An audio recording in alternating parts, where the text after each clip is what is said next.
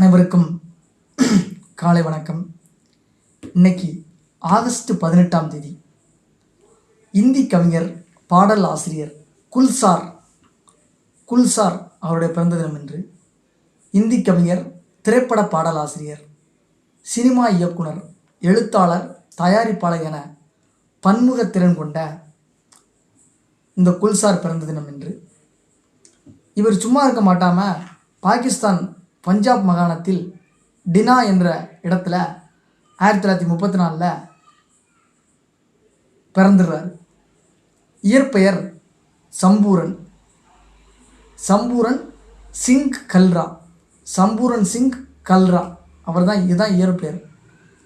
பள்ளி பருவத்திலேயே இலக்கியம், கவிதைகள் மற்றும் இந்துஸ்தானி இசையில் ஆர்வம் கொண்டிருக்கிறாரு.